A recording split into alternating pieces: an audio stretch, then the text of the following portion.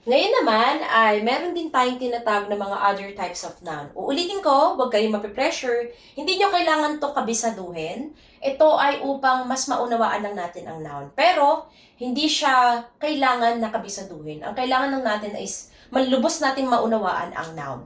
So, yung other types of noun, wala na S. Other types of noun ay unang-una na dyan ang tinatawag natin na abstract noun. Pag sinabi nating abstract noun, ito yung mga pangalan o mga salita, na ito ay yung mga hindi natin nakikita, hindi natin natitikman, hindi natin naaamoy, hindi natin nadidinig, o hindi natin madama. Wala siyang pandama o hindi natin nararamdaman. Kumbaga sa 5 senses natin, hindi natin siya maramdaman, makita, maamoy, matikman, o mahawakan. Okay? Yan ang abstract noun. Ano po yung mga halimbawa nito? Ang halimbawa nito ay examples. Yan. Ano po mga halimbawa niyan? Halimbawa ay yung month o buwan.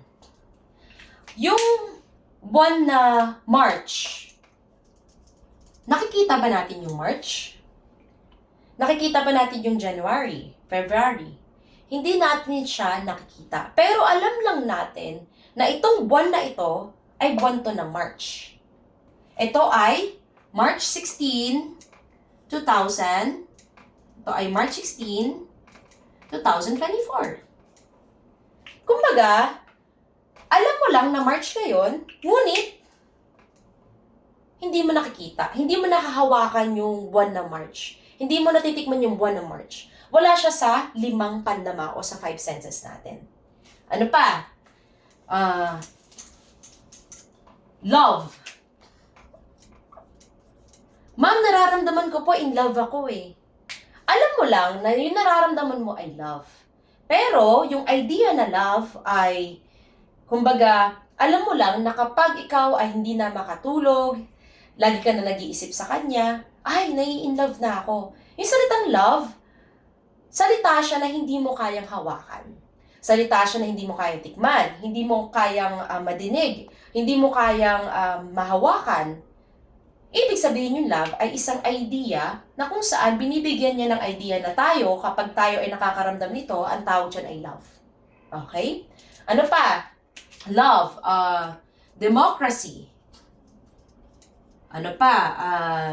Ano pa yung mga abstract nouns natin? Madalas yan yung mga characteristics ng isang tao. Honesty, ayan, pagiging honesty, loyalty, yan.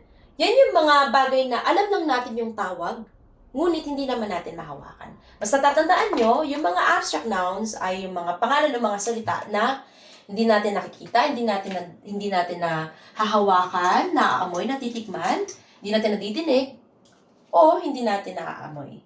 So, lalagay natin dito, abstract noun, ang ibig sabihin yan ay hindi madama. Okay, hindi madama. Ito yung 5 senses. 5 senses na hindi mo madama. Okay? Wala siyang pandama.